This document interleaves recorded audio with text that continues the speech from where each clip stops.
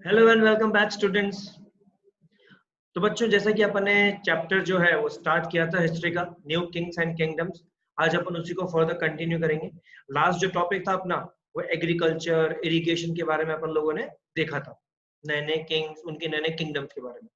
तो बच्चों, आज वो जो चोलास की थी कहानी वो अपन लोग कंटिन्यू करेंगे। जिस तरीके से चोलास ने जीता था, मुत्तरियार को हराया था, ठीक है, उसी तरीके से उसका और क्या आगे फर्दर प्रोसेस है अपन उसके बारे में आज जानेंगे। और साथ साथ में वो जानने के साथ साथ अपन ये भी देखेंगे कि ब्राह्मणदया जो है, ब्राह्मण्स, उनकी क्या कहानी है, उसके बारे में अपन लोग आज डिस्कस करेंगे। ठीक है, लेकिन पहले जो चोलास की छोटी सी कहानी बची ना, उसको अपन आज खत्म कर लेते हैं। तो बच्चों, एग्रीकल्चर और इरिगेशन के बाद जो इसमें टॉपिक है वो है अपना एडमिनिस्ट्रेशन। एडमिनिस्ट्रेशन का मतलब होता है जितने भी एडमिन रिलेटेड सारे काम होते हैं ना, उन सब चीजों के बारे में डिस्कस करना, उन सब चीजों के बारे में जानना कि कौन क्या कर सकता है, किसके पास क्या पावर्स होंगी, कितना एरिया किसी के अंडर में आएगा, है ना। तो उसको अपन डिस्कस करते हैं। जैसे कि जो आपके सामने जो फर्स्ट पैराग्राफ है इसके अंदर, इसमें यही समझा रखा है कि जैसे जैसे एग्रीकल्चर एक्टिविटीज जो थी वो स्प्रेड होना स्टार्ट हो गया। इरिगेटेड एग्रीकल्चर मतलब प्रॉपर तरीके से पानी का जो फ्लो है, जो वाटर का फ्लो है, जितना रिक्वायरमेंट है उतना फ्लो होना स्टार्ट हो गया। धीरे धीरे पीजेंट्स का सेटलमेंट होना स्टार्ट हो गया, जिसको अपन उर बोलते हैं। ध्यान रखना बच्चों, इरिगेटेड एग्रीकल्चर और सेटलमेंट ऑफ पीजेंट्स को स्प्रेड करने को बोलते हैं उर, यूआर। ठीक है, आप जैसे देख सकते हैं यहाँ पे सेटलमेंट ऑफ पीजेंट मतलब पीजेंट्री जो है वहां पे वो सेटल्ड हो रही धीरे धीरे, उनके पास प्रॉपर काम आ रहा है। बिकॉज एग्रीकल्चर के अंदर नए नए मेथड्स आ रहे हैं, इरिगेशन में नए नए मेथड्स आ रहे हैं, याद है ना, बिल, टैंक्स, ये सब। ठीक है, और ये तो एक छोटा सा उर हो गया। लेकिन ये एक विलेज के अंदर जब ऐसे बहुत सारे विलेज को अपन इकट्ठा कर लेते हैं ना, एक विलेज के अंदर जब अपने पास इरिगेटेड एग्रीकल्चर और सेटलमेंट ऑफ पीजेंट्स है तो उसको अपन बोलेंगे उर। और जैसे जब बहुत सारे विलेजेस हो जाएंगे, जब क्लस्टर बन जाएगा, उसको बोलेंगे अपन नाडु। क्या बोलेंगे बच्चों? नाडु। ठीक है, अब नाडु का क्या काम होगा, नाडु का और विलेज का जो वहां पे काउंसिल होगा, जो हेड होगा, वो दोनों क्या करेंगे, जितने भी एडमिनिस्ट्रेटिव फंक्शन है वो सारे वो वहां परफॉर्म करेंगे। उसमें चाहे कुछ भी हो, किसी का डिस्प्यूट हो, कोई डिसीजन लेना है, कोई पुलिस का काम है, या कुछ भी, कोई सा भी अगर कोई डिसीजन है, वो सारा का सारा ये दोनों मिलकर लेंगे। यहाँ तक कि कितना टैक्स लेना है, कितना रेवेन्यू जनरेट करना है, कैसे रेवेन्यू जनरेट करना है, वो सारी जो पॉलिसीज है वो ड्राफ्ट कौन करेंगे, ये लोग करेंगे, पूरा नाडु और विलेज काउंसिल। ठीक है, लेकिन हर तरफ थोड़ी अपन कर सकते हैं। चलो ये समझ में आता है कि जो नाडु है वो जो रिच पीजेंट्स है वहां पे, जो वेलाला कास्ट के हैं, ठीक है, जो वेलाला कास्ट के जो रिच पीजेंट्स हैं, उनको तो चलो ठीक है, कंट्रोल नाडु आराम से कर लेगा, क्योंकि उनके ऊपर तो पूरा चोला गवर्नमेंट फोकस करेगा। आप खुद सोचो कि आज अगर आपकी गवर्नमेंट बने और आपके सामने दो तरह की कैटेगरी है, एक रिच और एक पुअर, ठीक है, रिच एंड पुअर, आपको दिख रहा है डिफरेंस? तो रिच जो कैटेगरी होगी ना, उसके पास तो पैसा ज्यादा होगा, तो वो किंग को ज्यादा ऑफर कर सकता है। लेकिन जो पुअर है उसके पास तो वैसे ही बहुत कम होगा, तो किंग को इतना सपोर्ट कर नहीं पाएगा, गवर्नमेंट को इतना टैक्स पे नहीं कर पाएगा। और गवर्नमेंट को जो टैक्स पे नहीं कर पाएगा, ऑब्वियसली बात है गवर्नमेंट उनके ऊपर ध्यान कम दे पाएगी।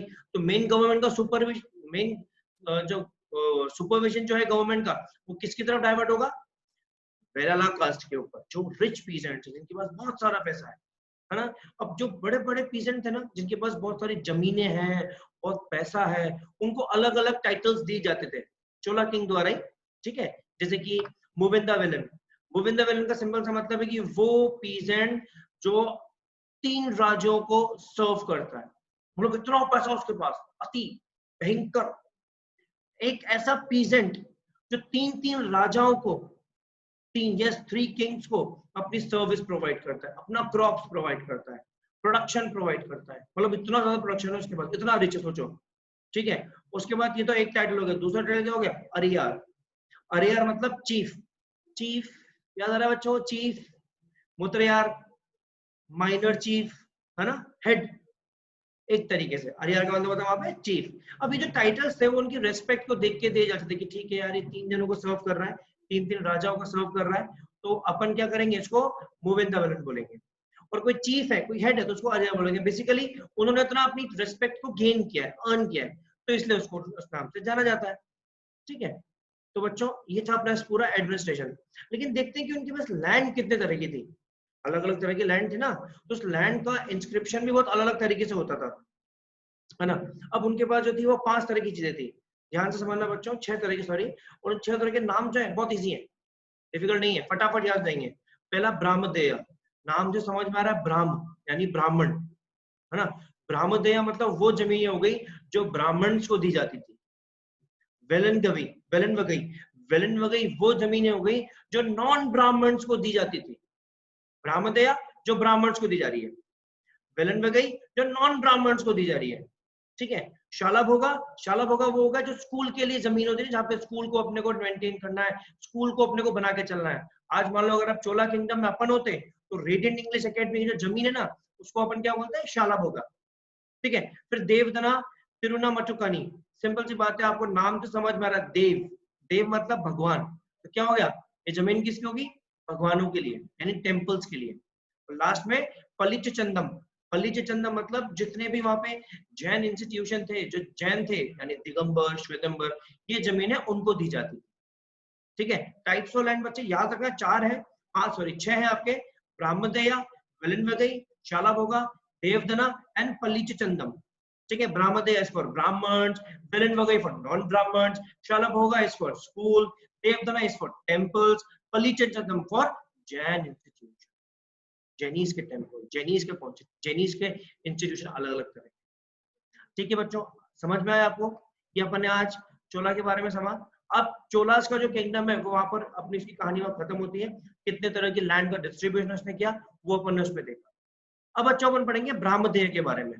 ब्राह्मदेय, यस, अभी अपन ने डिस्कस किया ना ब्राह्मदेय, ब्राह्मण, जो ब्राह्मण सभा थी उसके बारे में, ठीक है।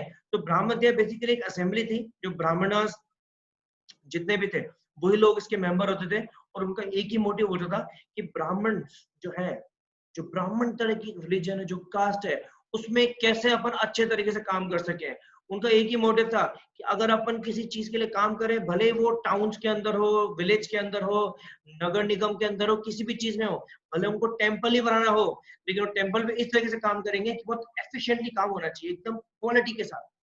ऐसा नहीं हो कि अपन ने काम तो करा, अच्छे से नहीं बना, थोड़ा टाइम के बाद वो खराब, और वो खराब होगा तो क्या होगा, उस जगह का जो टाइम आपने लगाया है वो वेस्ट, आपने जो मटेरियल उसमें लगाया अगेन वो भी वेस्ट, ठीक है। तो क्या होता था, अब वेस्ट हो गया। फॉर एग्जाम्पल, वापस एग्जाम्पल लेते हैं, मान लो कि आप लोगों को बोला गया कि आपको एक टेम्पल बनाना है, being a Brahmadeya, being a member of the Brahmadeya, Brahmanas, है ना। तो आपने बना लिया। अब क्या हुआ, बनाने के बाद 2 से 3 साल के अंदर वो टेम्पल टूट गया या उसमें दरारें आ गई।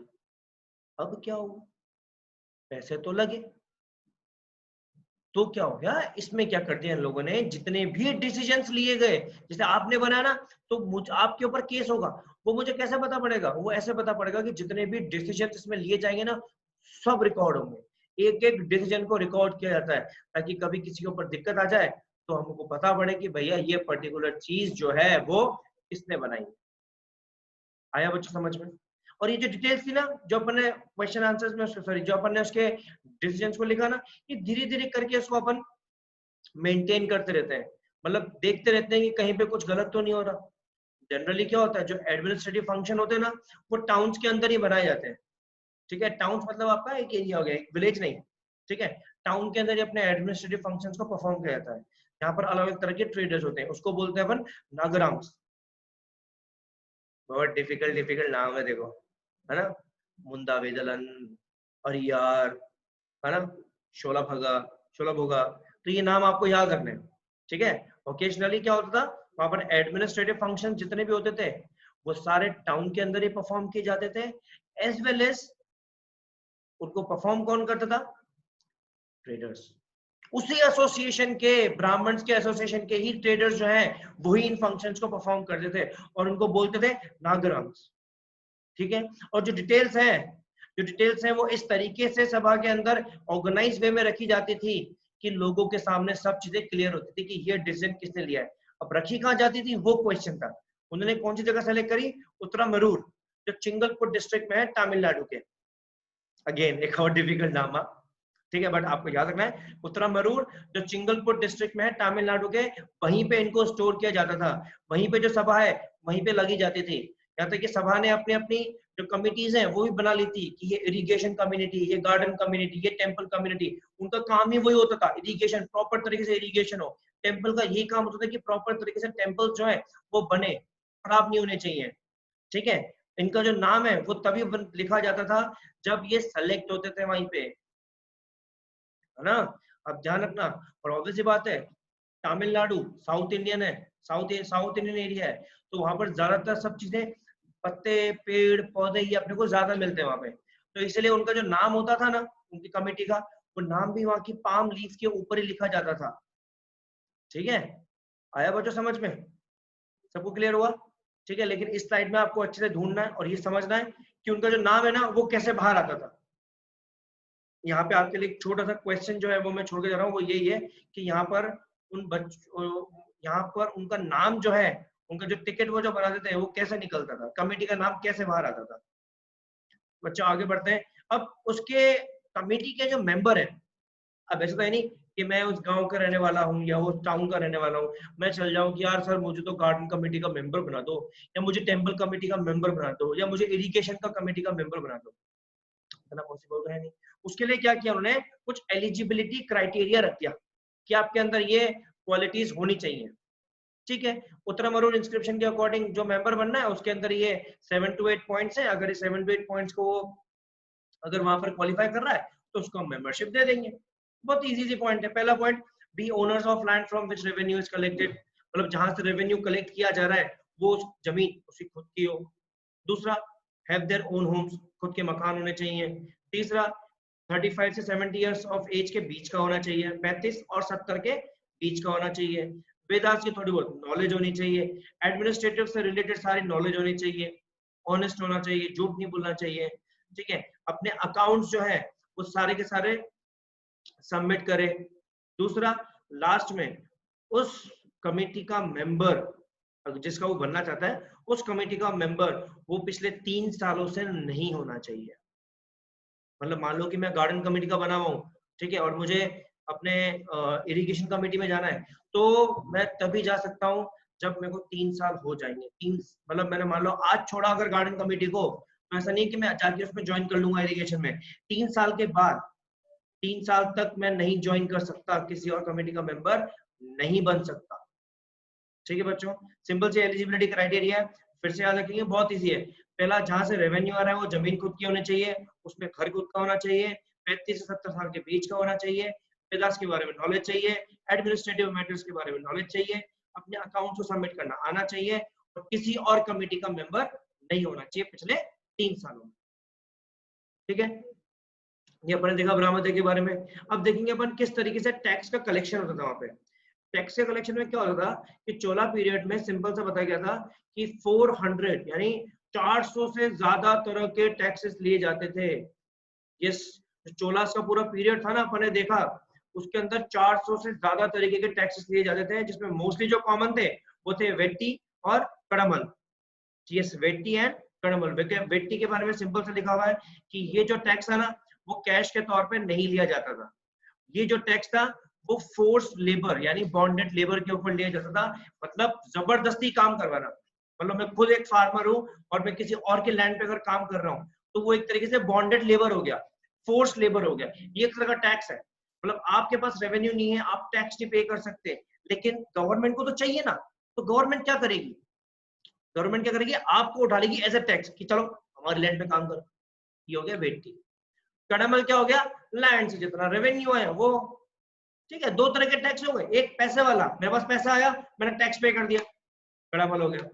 वेट्टी, मेरे पास पैसा नहीं है तो मैं खुद चल जाऊंगा टैक्स के तौर पे और मैं उनका काम करके आ जाऊंगा। क्लियर, आया बच्चों समझ में, है ना। तो इस तरीके से टैक्सेस जो है वो लिए जाते थे। उसके बाद धीरे धीरे करके फैमिली प्रॉपर्टी पे भी टैक्स लगा, जिसका नाम सेस बना, और ऐसे बहुत सारे और भी टैक्सेस थे जो हाउस पे या लेटर यूज करने के टाइम पे लिए गए थे। बट मोर इंपोर्टेंट आपको कौन से याद रखने, वेट्टी और कड़मल, ठीक है बच्चों। ये अपने इस चैप्टर का लास्ट स्लाइड है। इसके अंदर टैंग डायनेस्टी के बारे में बता रखा है, जो चाइना से बिलोंग करती है। डायनेस्टी का मैंने आपको बताया था, डायनेस्टी मतलब क्या होता है, राजा का बेटा राजा बनेगा, दैट इज अ डायनेस्टी, है ना। अब राजा का बेटा राजा बन सकता है क्या, नहीं बन सकता। क्यों नहीं बन सकता, क्योंकि अपने पास राइट टू वोट है। पहले के टाइम पे डायनेस्टी फॉलो आती थी, ठीक है। तो अब चाइना के अंदर किस तरीके से उसके किंग ने, शियान ने किस तरीके से काम किया, क्या उसका एडमिनिस्ट्रेशन था, वो आपको इस स्लाइड पे बच्चों समझना है, अच्छे से समझना है। टैंग की डायनेस्टी क्या थी, चाइना क्या चाहता था या क्या किया उसने, 7th सेंचुरी से लेकर 10th सेंचुरी तक होता क्या था वहां पर। बच्चों आप लोगों को उसको अच्छे से समझना है और इससे रिलेटेड मैं आपसे जो है क्वेश्चंस पुट अप करूंगा, मतलब मुझे समझाना है, ठीक है बच्चों। आई गेस आप लोगों को अभी तक का चैप्टर जो है वो समझ में आ गया होगा। आज अपन ने चोला की कहानी खत्म करी और साथ साथ में ब्रह्मदेय के बारे में भी पढ़ा, ठीक है। ब्रह्मदेय के एलिजिबिलिटी क्राइटेरिया देखे अपन ने, चोलास का लैंड के वो देखे अपन ने, टाइप्स देखे अपन ने, कितने तरह के लैंड्स का डिस्ट्रीब्यूशन था, उनको क्या नाम देता था वो सब देखा अपन ने। लास्ट में एक दूसरा एग्जांपल और है, टैंग डायनेस्टी, इसको आप लोगों को यहाँ पर पॉज करके अच्छे से देखना है, इस स्लाइड को समझना है और फिर मुझे बताना है, ठीक है बच्चों। तब तक ये चैप्टर अपना आज जो है वो खत्म होता है। नेक्स्ट चैप्टर अपना बहुत जल्दी अपन लोग स्टार्ट करेंगे, आई गेस बहुत जल्दी अपन हिस्ट्री का स्टार्ट करेंगे। तब तक बने रहे, घर पे रहे, सुरक्षित रहे।